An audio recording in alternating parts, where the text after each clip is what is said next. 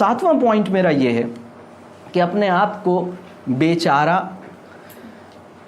اور مظلوم اور کہہ لیجئے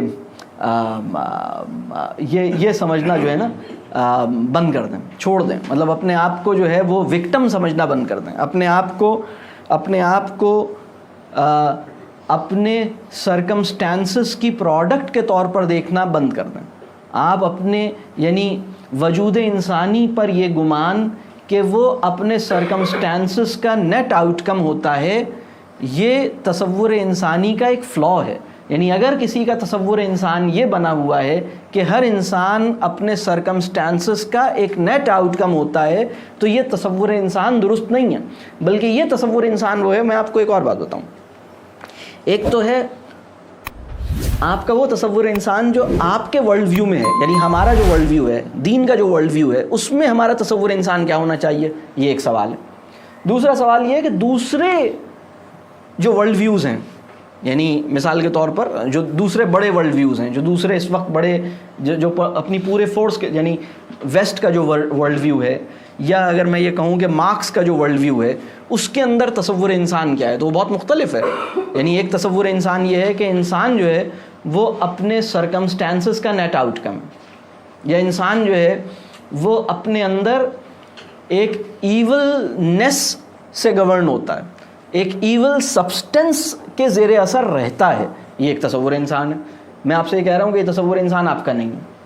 اسی طرح ایک دوسرا تصور انسان ہے کہ انسان جو ہے وہ محض اپنے سرکمسٹانسز ہی کا نتیجہ ہے، لہٰذا وہ، یعنی میکسم گورکی نے اپنے ایک ناول میں ایک جملہ لکھا جس سے آپ کو پوری فکر سمجھ آ سکتی ہے. وہ جملہ کہتا ہے کہ انسان اپنے ایول ایکٹ کا خود یعنی رسپانسبل نہیں ہے، اپنی ایولنس کا ذمہ دار انسان خود نہیں ہے، بلکہ اس کی ایولنس کا ذمہ دار، اس کی ایول یا رانگ یا جو بیڈ جو اس کی ڈوئنگز ہیں، اس کی ذمہ داری ان سرکمسٹانسز پر ہے جس نے اس کو گرو کیا. تو ہمارا کہنا یہ ہے کہ ہم چائلڈہڈ میں تو اس اصول کو کسی درجے پر اہمیت دیں گے، لیکن ایڈلٹہڈ میں آنے کے نتیجے میں ہم اس اصول کے تحت اپنے آپ کو نہیں دیکھیں گے، بلکہ ہم اپنے آپ کی پوری ذمہ داری قبول کریں گے. تو ہمارا جو تصور انسان ہے وہ ذرا مختلف ہے. ہمارا تصور انسان کیا ہے؟ ہمارا تصور انسان یہ ہے کہ انسان کو رب کریم نے لاچار اور بےکس اور کہہ لیجئے مظلوم پیدا نہیں کیا ہے. یعنی دیکھیے، جب ہمارا احساس نیابت کمزور پڑ جاتا ہے نا، تو ہم اس کیفیت میں جاتے ہیں. جب ہم یہ بات بھول جاتے ہیں کہ ہم مسجود ملائک ہیں، تو ہم اس کیفیت میں جاتے ہیں. جب ہم یہ بات بھول جاتے ہیں کہ رب کریم مستقل ہمیں اپنی نگاہ میں رکھتا ہے، تو ہم یہ بات بھول جاتے ہیں. اپنے آپ کو بے سہارا سمجھنے لگتے ہیں، مظلوم سمجھنے لگتے ہیں. اس کو ہم انگریزی میں کہتے ہیں وکٹم مینٹالٹی. یعنی وکٹم مینٹالٹی کا شکار ہو جاتے ہیں. آپ کو لگتا ہے کہ بھائی میں تو نہیں کچھ کر سکتا. تو آپ کو یہ سمجھنا ہوگا کہ رب کریم نے آپ کو چاہے سچویشن جیسی بھی ہو، آپ کو ایبلٹی ٹو چوز کی جو حالت ہے، رب کریم آپ کو پوری زندگی اس حالت سے نہیں نکالے گا. یہ آپ سمجھ لیجئے. یعنی انسان اختیار کے ساتھ پیدا کیا ہے نا. یعنی بڑا آدمی وہ ہے جس کو اگر سلاخوں میں بھی بند کر دیا جائے تو بھی وہ اپنے اختیار کو فیل کرتا ہے. یعنی وہ فیض صاحب کا کتنا خوبصورت شعر ہے، وہ مجھے یاد آیا. متاع لوح و قلم چھن گئی تو کیا غم، کہ خون دل میں ڈبولی ہیں انگلیاں میں نے، زباں پہ مہر لگی ہے تو کیا کہ رکھ دی، ہر ایک حلقہ زنجیر میں زباں میں نے. تو وہ جو اس کا یہ جو احساس تھا کہ ٹھیک ہے مجھے بند کر دیا، لیکن کیا میں سوچ تو سکتا ہوں. آپ ان کو دیکھیں، وہ جو کنسنٹریشن کیمپ کے اندر جن لوگوں نے، وکٹر فرینکل ایک آدمی ہے، ہو سکتا ہے آپ نے وکٹر فرینکل کی کیا مشہور کتاب کا نام، وہ man and the meaning of life, وہ غیر معمولی کتاب ہے. یہ کبھی وکٹر فرینکل سے واقف ہیں؟ وکٹر فرینکل غیر معمولی کتاب.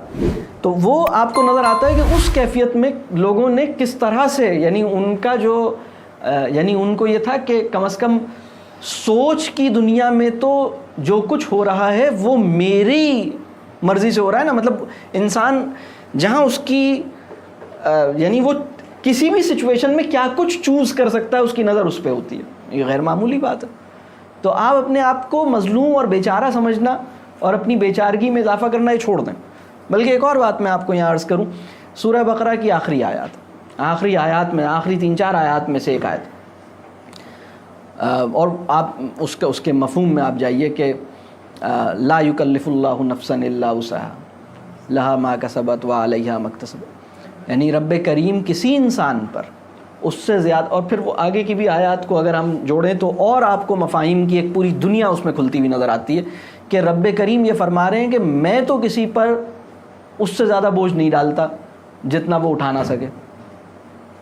اچھا، ہمارا پرابلم یہ ہوتا ہے کہ انسان کو یہ لگتا ہے کہ ہاں یہ جو اللہ تعالیٰ نے کہا ہے نا کہ لوگوں پہ بوجھ ان کی اسٹرینتھ کے مطابق ڈالتا ہے، یہ بات بالکل ٹھیک ہے، لیکن دوسروں کے ساتھ، یعنی ان پہ اتنا ہی بوجھ ڈالا ہے جتنا یہ اٹھا سکتے ہیں، آپ پہ اتنا ہی ڈالا ہے جتنا آپ اٹھا سکتے ہیں، آپ پہ بھی اتنا ہی ڈالا ہے، سب پہ اتنا ہی ڈالا ہے، بس میرے ساتھ کوئی گڑبڑ ہو گئی، مجھ پہ زیادہ ڈال دیا۔ تو جب انسان ایسا سمجھتا ہے نا کہ میرے اوپر جو بوجھ ڈالا ہے وہ کچھ زیادہ ڈالا ہے، تو پرابلم ہے۔ بعض اوقات لوگ اپنے آپ کو کسی اور سے کمپیئر کرتے ہیں کہ دیکھو اس کی زندگی میں تو اتنی آسانی ہے، میرے ساتھ اتنا دشواری ہے۔ دیکھیے، اگر ایک ٹرک کسی رکشے کو دیکھ کر اس بات پر حیران ہوگا کہ رکشہ جو ہے وہ 2 کارٹن کا بوجھ لے کے جا رہا ہے اور میرے اوپر جو ہے وہ 50 کارٹنز کا بوجھ ہے یا 500 کارٹنز کا بوجھ ہے، تو وہ اصل میں تو اسے یہ دیکھنا چاہیے، بوجھ کو دیکھ کے اسے اپنے انجن کی اسٹرینتھ ریئلائز کرنی چاہیے نا۔ یعنی وہ یہ دیکھے نا کہ بھائی میرے اوپر اگر 500 کارٹنز کا بوجھ ڈالا ہے تو میرے اندر ٹرک کا انجن لگایا ہوگا نا، اس کے اوپر اگر 2 بوری، ایک بات تو یہ، دوسری بات یہ ہے کہ ممکن ہے کہ اس کے اوپر جو آپ کو کسی اور کے آپ کو نظر آ رہا ہے کہ فلاں آدمی پہ تو ایک ہلکا سا آدھا کلو کا بوجھ ڈالا ہے اور میرے اوپر 500 kg کا بوجھ ڈالا ہے، تو میرے ساتھ تو بڑی زیادتی ہے۔ بھائی ممکن ہے اس کو سائیکل کا یا موٹر سائیکل کا انجن لگایا ہو اور آپ کے ساتھ ٹرک کا انجن لگایا ہو، آپ کا الگ معاملہ ہو، آپ کی اسٹرینتھ الگ ہے۔ آپ تو اہم بات یہ ہے کہ جو لوڈ ڈالا ہے وہ اسٹرینتھ کو دیکھ کے ڈالا ہے، یہ آپ کا ایمان ہونا چاہیے۔ دوسری بات، ہمیں کیا پتا ہے کہ اس کے اوپر کتنا بوجھ ڈالا ہے؟ اس کا سارا بوجھ ہم دیکھ تھوڑی سکتے ہیں، کچھ انویزیبل لوڈ ہے، تو وہ انویزیبل لوڈ آپ نے نہیں دیکھا۔ تو اصل میں اس بات پہ یقین کر لیجئے کہ آپ وکٹم نہیں ہیں، آپ کسی بھی کیفیت میں۔ دیکھیں کچھ لوگ، ایک بات اور بتا دوں، وہ انسان جو اپنے ماضی کو اس طرح سے بیان نہ کر سکے کہ جب کبھی وہ اپنے ماضی کو ریوزٹ کرے تو امید انگڑائی لینا شروع کر دے، امید یعنی امیدیں تازہ ہونے لگیں۔ اگر کوئی انسان اپنے پاسٹ کو اس طرح ڈیفائن نہ کر پا رہا ہو کہ پاسٹ کو ریوزٹ کرنے کے نتیجے میں ہوپ کا ریوائول نہ ہو پائے، تو یہ انسان بڑی تکلیف دہ حالت میں ہے، اس کا تصور انسان بھی درست نہیں ہے، اس کا اپنی زندگی کو دیکھنے کا لینس بھی ٹھیک نہیں ہے۔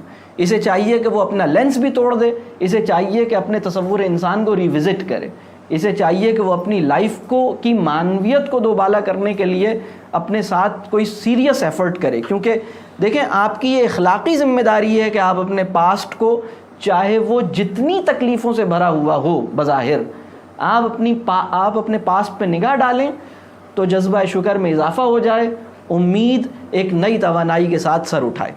اگر اپنے پاسٹ پہ نگاہ ڈالنے کے نتیجے میں امید ریوائیو نہیں ہو رہی، اگر اپنے پاسٹ پر نگاہ ڈالنے کے نتیجے میں شکر کا جذبہ بیدار نہیں ہو رہا، تو اس کا مطلب یہ ہے کہ آپ نابینا ہیں۔